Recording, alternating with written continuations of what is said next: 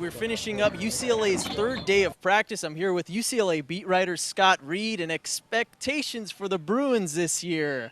I guess they're finished 8th in the Pac-10. Some players are using that as motivation. Oh, they're definitely using it as motivation. They've been talking about it a lot.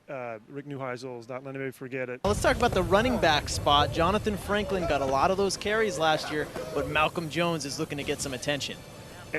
There's a lot of alumni looking for him to get a lot of carries too. And I talked to Malcolm the other day, and he says, I expect to be in the starting rotation for the season opener at Kansas State.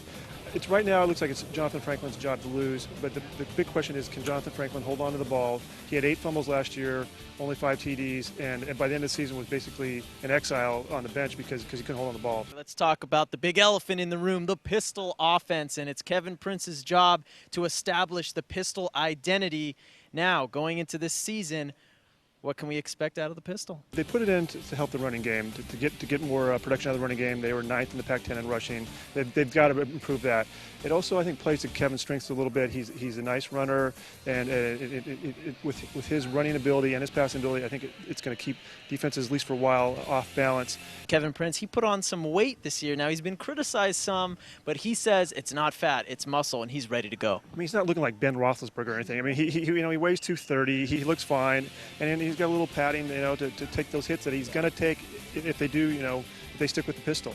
All right, let's talk about the defense now. Rahim Moore is back to anchor that defense. He led the nation in interceptions. I think he could have a better season and not have as many interceptions. I think teams are going to try and avoid him as much as they can. And one of the UCLA's biggest strengths, and it's not, when you talk about the kicking game, it's not a strength for a lot of teams, but for UCLA it is. The big thing about UCLA is if the defense and the offense can just keep the games close enough to turn it over to Forbath, who is not only the best kicker in the country, he may end up by the end of the year be the best kicker in college football history. If they can just turn it over to him in the fourth quarter, he'll deliver. That's UCLA's third day of practice. UCLA beat writer Scott Reed. I am Jonathan Khamis for OCRegister.com.